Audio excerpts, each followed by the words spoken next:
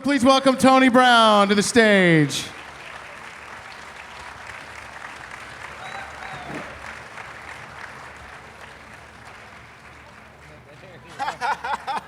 Yeah, well, you know, it was the 70s, Tony. Well, welcome. Good to be here. Welcome back to Memphis. Good to be back in Memphis. Yeah. Tony, as we were saying just a few minutes ago, he started working with Elvis in 75 on the Today album, which we'll talk about. And then he toured with Elvis, what you just saw, in 76, really, and 77 a little bit as well. Yeah. I was his last pianist. I played the very last show he did in Indianapolis on June the 26th.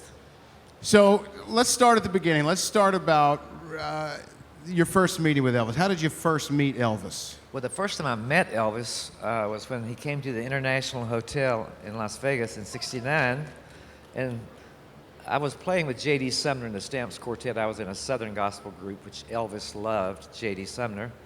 So the opening night, Elvis had invited, and the Colonel had invited all the big stars, like, you know, Bob Hope, everybody that was anybody, and J.D. Sumner happened to be Elvis's hero. So J.D. took the quartet to the hotel, and the rest of us stayed in the bus. And J.D. was invited to the show, but he promised that after the show he would come and get one of us and take us backstage to meet Elvis, and I happened to be that lucky person. And I went backstage and met Elvis, and I was thinking, God, if I looked like that, I could get any chick I wanted, man. He was like the most beautiful cat I'd ever seen. And I just couldn't believe how cool he looked. And so from that day forward, you know, he was like up on a pedestal for me. And then flash forward a few years, Elvis wanted a group to sing around his house called Voice. He called them Voice. And he wanted them to sing gospel songs either here or in Palm Springs or Beverly Hills. And he hired J.D. Sumner's nephew, Donnie Sumner, to put together two other guys, Tim Beatty, Sean Nilsson. And Donnie called me and said, I need a piano player for this gig. So I suggested a guy I had seen in Sweden when I was with the Oak Ridge Boys named Pete Helene. So Pete came over and joined the group, and Elvis loved him. And then Pete would call me from Hollywood and say, hey man, last night we did this. We were driving down Sunset Boulevard in Elvis's limo, and he was firing a gun out the sunroof, and I was going, damn, I should have took that job. Flash forward, Pete could not get his green card, so I got the job. So then my first time to be around Elvis at a session, I went with Voice to the RCA studios in Hollywood when he was cutting Today. I was just sort of a part of the Voice group, sitting in the corner and watching James Burton and Glenn D. Hart and David Briggs and Ronnie Tutt. And those guys were stars to me, so I was just honored to be there. And I kept thinking someone would say, hey buddy, you have to leave. You're not good enough to be in here. But I just sat there and watched, and they were cutting a song called Bringing It Back that a friend of mine had written, and I had played on the demo. And as you heard the demos earlier, this demo, really, Elvis loved the demo, and so he wanted to cut that song, and I had played the piano. So David Briggs said, hey Elvis, this kid over here is the one playing on that demo. So Elvis said, well, come on, Junior, get on the piano. Scared to death, but I played on that. It was my first time to play on an Elvis record, and it was like a traumatic experience, but an exciting experience. And then I played with Voice for a year and a half around the house. Ended up opening the show eventually before Jackie Kahane would come on, and then I would sit behind Glenn D. Hardin and watch him every night. I knew the show top to bottom because it never really changed that much. And so then I heard Glenn D. was leaving to go start touring with Emmylou Harris. And me being the kind of guy that looking for an opportunity. I said, Glendy, man, I can do this show, man. You know I can do this show. Because I played a lot like Glendy Harden. So I got that job. No rehearsal. First show was in Kansas City. I kept thinking we'd have a rehearsal, but no rehearsal. So Felton Jarvis said, okay, Tony, do the Space Odyssey, CC Rider, then Elvis will do this. Teddy Bear. Burton has the rest of the show, and then you got I Can't Help Falling in Love. Can you handle that? I said, I can do it, man. And the first time Elvis went like this, playing those triplets on Teddy Bear intro, da-da-da-da-da, I was shaking like a leaf. But I made it through. And, you know, I was telling Argo here, there's nothing like sitting on stage with that orchestra and the 20 background singers and that big band playing 2001 Space Odyssey, going into CC Rider with Ronnie Tutt just blowing away. It is like, if you're a musician, that's as close to heaven as you can get. It's like unreal. Now, as they would say in the 70s, that was a rush. well, yeah, I mean, and you mentioned it. You were joining a group that was really well versed in the way he was on stage, and you know, sometimes he would zig and zag. I mean, did that make you nervous? Oh, absolutely. You know, now all the entertainers use these things called ears. If you watch TV, they have these little monitors in their ears. Back when I was playing with Elvis, we had these kind of monitors that sat beside you, and every musician had their own monitor, and in your monitor you can put what you want to hear. Like some people want to hear everything. I wanted to hear the kick drum, the piano, so I don't make any mistakes, and Elvis. The kick drum so I can know where one is. Ronnie Tutt's in charge of that. And then if Elvis said stop, I could hear him say that. And so I had Elvis, the drum, and myself, and one night he said, Blueberry Hill. And I was going, we don't do that. And so I asked Joe Gershio, I said, what key do we do this in? He says, try G. So that in my mind, I'm sitting on stage going, what was the intro like on that record on Fats Domino? And I was thinking, I don't have time to think about that. So I just started playing the rhythm of the song, and Elvis says, no, man, that's not right. Get up. He comes over and kicks it off. Then he gets up and sings, and I start playing. And I was telling Argo, you know, up on stage with so many people up there and all the lights focused on Elvis, the spotlights, it wasn't even embarrassing. Because I didn't care what the audience thought. If I pleased Elvis, man, I'm down. Please the king, and everything's okay. So those kind of things would happen, and there's several moments that I won't bring up today that were pretty weird. I heard some funny things in that monitor. Now I want to back up for a second, because the way you mentioned it, you got a call about a gig with Voice. Now, this is not your typical gig. This is not like a gig. That's not like a concert. I mean, you're pretty much singing gospel music around the piano whenever Elvis wanted to sing it. They would call and say, we're paid a salary just to be on call 24/7. And they'd say, come to LA, check in Holiday Inn, we'll call you when he gets up. 8 o'clock, he's up. We drive to the house in Beverly Hills. They'd say, he got in his car and he drove to Palm Springs. Go check out the Holiday Inn, drive to Palm Springs, check in the Hilton, we'll call you when he's up. We'd drive down to Palm Springs. They said he got down here and it was too hot, he went home. And I'm going, damn, I want to play Peace in the Valley with Elvis, man. But then we did that a lot. We very seldom came to Graceland and did that, but we came to Palm Springs a lot. And that house sat right on the road. I mean, there was no gate. But, you know, you'd go to the house and he'd start going, there'll be peace. My job was to go jump on the piano and play Peace in the Valley with him. I knew every gospel song he knew, so I was ready. We'd sing that, he'd say, let's do it again, I'm gonna sing bass. Sing it again. Let's do it again. I'm gonna sing tenor. Again. It was just like that. It was funny, and I was going, what a wild gig this is. Nobody will ever believe this happened. Now, you knew all the gospel songs, too. You're the son of a preacher. Well, yeah, my dad was an evangelist, so I grew up only listening to gospel music. In fact, my father would only let me listen to gospel music. So when I started playing with Elvis, it was like me going into secular music, which would have been kind of really weird, except once I got with Elvis, I realized that basically he was a Southern gospel singer who happened to be the king of rock and roll. And he was a very spiritual guy. He loved gospel music, so it wasn't that much of a change for me, except having learned to play all the songs that he recorded.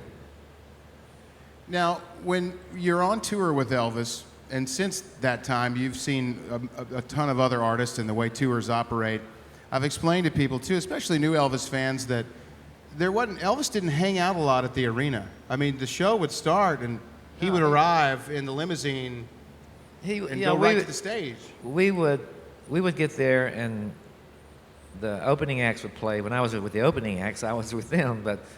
And then when they finished, there would be an intermission, and then the TCB band would go on stage and get situated, like 15 horns, 20 background singers, 9-piece band.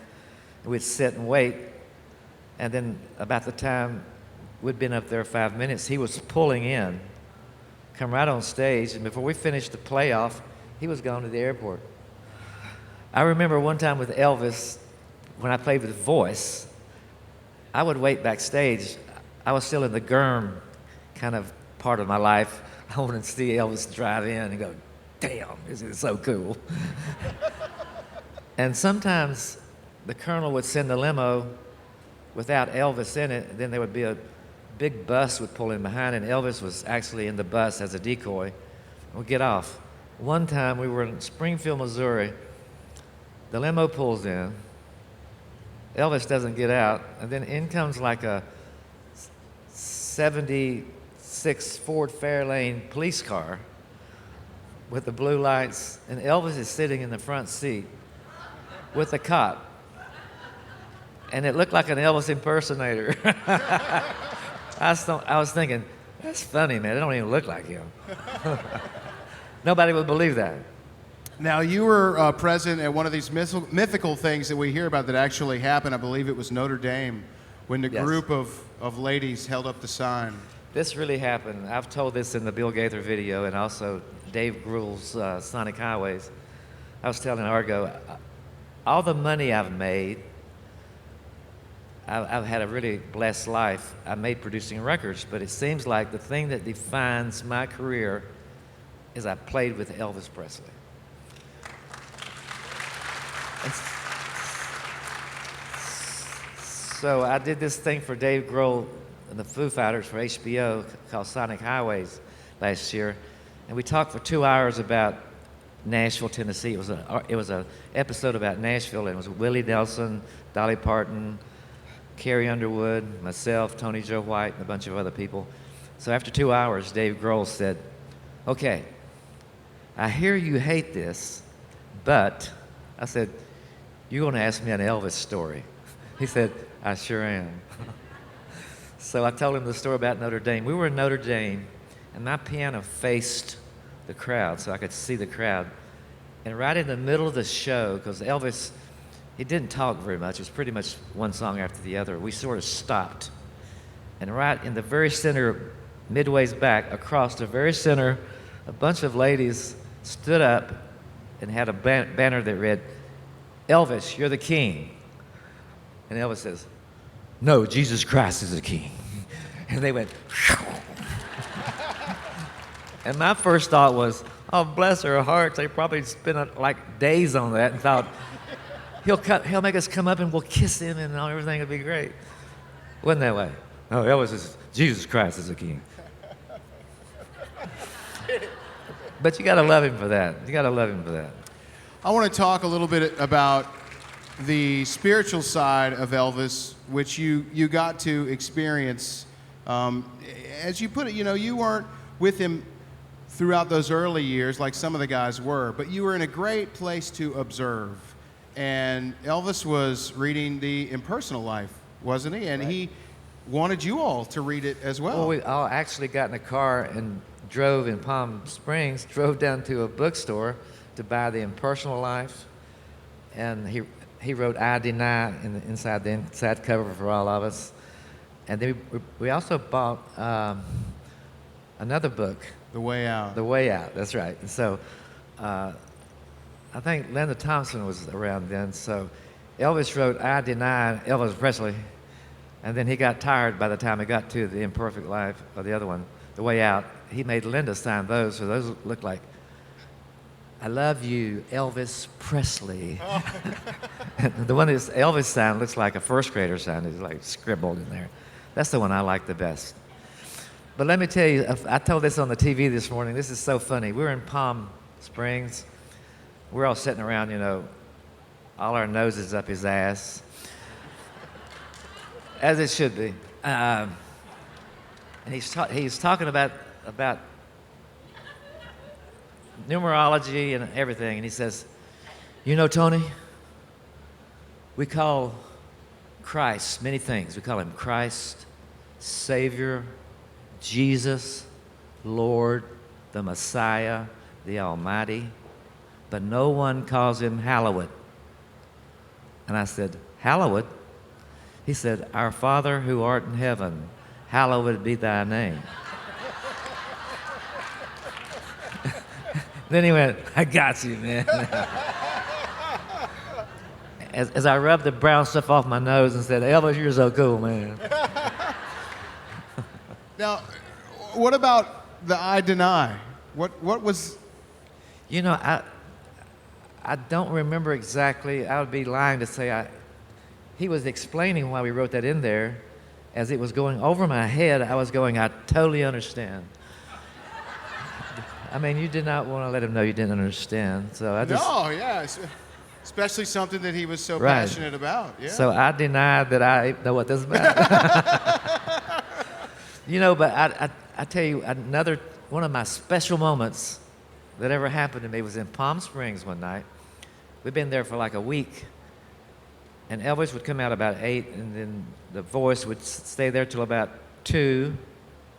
Then Elvis went to the bedroom one night, and all the guys in the band, voice wanted to go back to the Hilton so they could go to the bar, because everybody at the bar knew that we had been to Elvis's house. But I wanted to stay at the house. I was watching TV, and Sonny and Red said, hey, man, he's gone to bed. He's down. So everybody left but me. I'm sitting there in the living room watching TV, and then back in those days, the TV went off about 3 o'clock. You know, it just went, sss.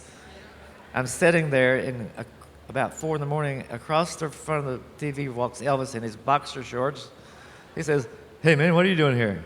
I said, I was watching TV. He said, okay. He's gone. And I went, yes, got it. It sort of that moment reminds me of somebody told me at Capitol Records, I was cutting a record, and Frank Sinatra had just finished his duet album, and they said for 5 nights in a row, 20-piece section never showed up. Frank never showed up. So one night they said, he's in the parking lot. He's coming in. And so this little Asian violin player says, producer, can I go to the bathroom? He said, go, come back. If you're not back, we're going on without you. Come back immediately. So the guy goes to the bathroom and comes back and sits down. He says, I spoke to Mr. Sinatra. Everybody said, what did he say? He said, get the hell out of my way. That's how I felt. I was going, Elvis said, what are you doing here? I said, I'm watching TV. He went, okay. That was like priceless. Like MasterCard said, that was priceless. Then I thought, now I can go to bed. Me and Elvis just had a chat. Just the two of us. Just the two of you. Nice little chat. Yeah.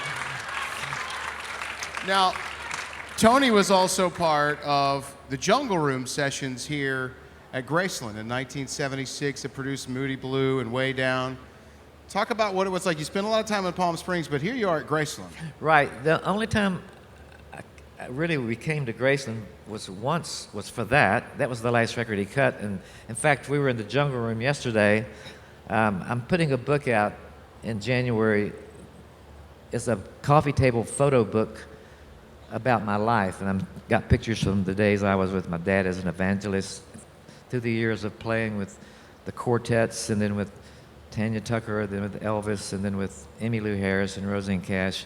Then I go into the record company part of my life. But we were in the Jungle Room making pictures in there because that's where I played on Way Down, and hadn't been there since we cut that record. And so I was telling Rick Caballo and Melissa Core, who were doing the book for me, I said, the piano was sitting right here because they got all that furniture that you can't touch. You can look, but do not touch. I kept wanting to go, I touched it. It's still there. But I'm sorry, I don't mean to be sacrilegious. I was just trying to be funny. I learned that from Elvis. But anyway, so we were sitting, the grand piano sort of, if you've been in the Jungle Room, you know where the bar, near the stairwell is? The grand was sitting right there. The keyboard was sort of near where the bar is sitting right now. And then the rest of the band was sort of situated through the rest of the room. And when you cut a record, usually the singer sings on a 47 microphone, which is on a boom. It's not a handheld like this. It's like it hangs from a big boom, and it's got a big cage around it for like keep you from spitting like this one does.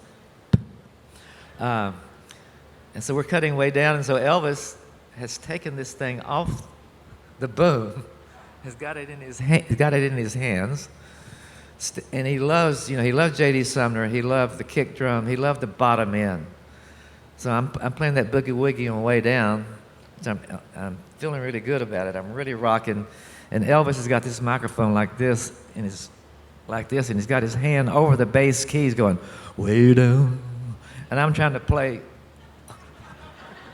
and not mess up. And I love that record. When I listen to it, I remember that moment. It was like fun, stupid, scary, exciting all at once. And that was the last, I think, record that he put out that was cut in the studio, because the next record after he died was My Way from the TV show that I played on as well. But I will tell you this. Everybody says, what was Elvis like?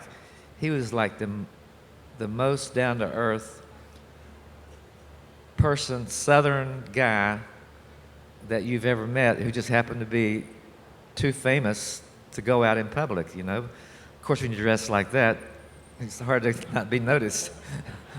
And he dressed like Elvis 24/7. But I think probably that's why in my old age, I'm not even a musician anymore, and I still have this musician thing going on in me. I think Elvis rubbed off on me because I just thought he was so cool, you know.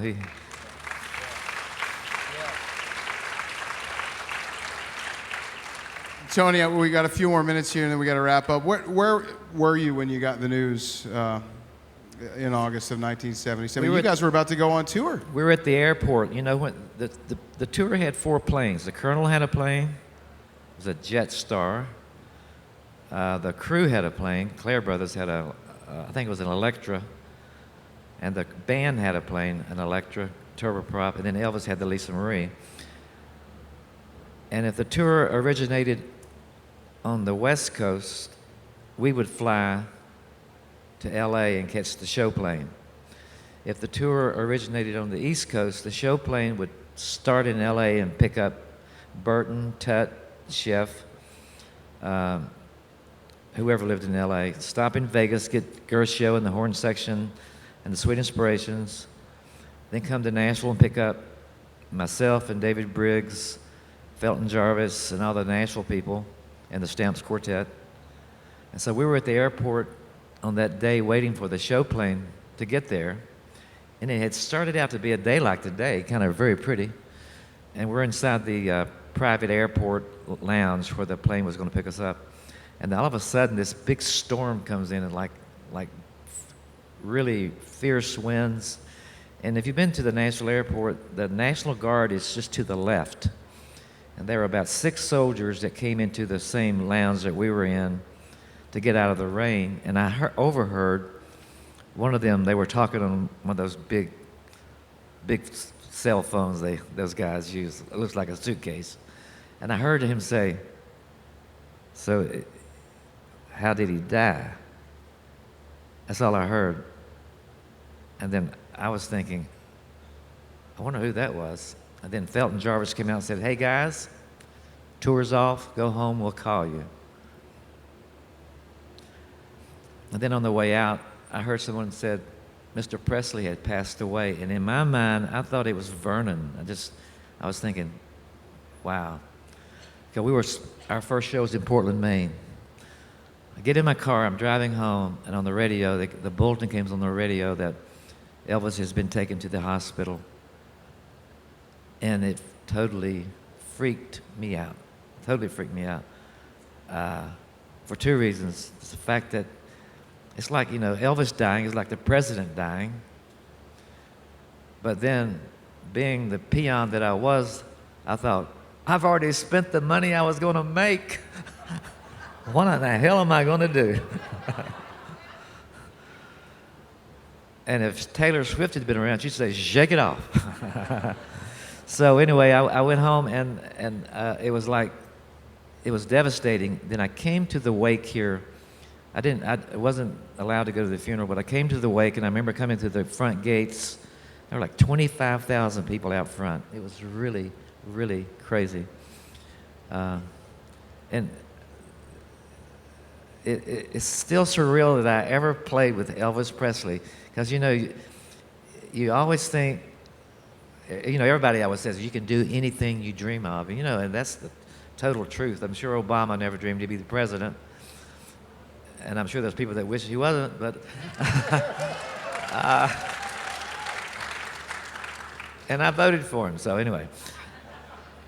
But to play with this man and to know that he was such a good person, I don't know, I just feel like I have been the most blessed individual in the world. And I think that maybe the things that happened after him, if everybody thinks that happened to me because I played with him, so be it. God works in mysterious ways, and... Amen. Oh, can I tell you one more story? One more, absolutely. And I wondered if this was true or not, if I imagined it, but yesterday when we were making pictures for the book, in the jungle room, I told Libby, the girl that works in there, I said, the last time I was here, we cut this record, but during the sessions, they delivered Elvis a motorcycle, a 3-wheel motorcycle. And she said, "I heard that story." I said, he got David Briggs, and I said, "Come with me." So we went out to the back, and he put us on the back, and he got in the driver's seat, and we flew out the front of the gate on this motorcycle. And as we flew out, I think everybody thought, that guy thinks he's Elvis. Then I was thinking, nobody will ever believe this happened to me, because everybody I told went, "Sure, Tony. Smoking some pot lately?"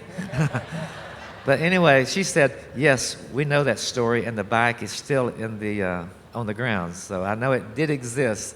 But those kind of moments, for some reason you feel like you're called. You go, why did he pick me? I actually picked David Briggs, and David Briggs, who got me that job, grabbed my shirt and pulled me along with him. So whatever.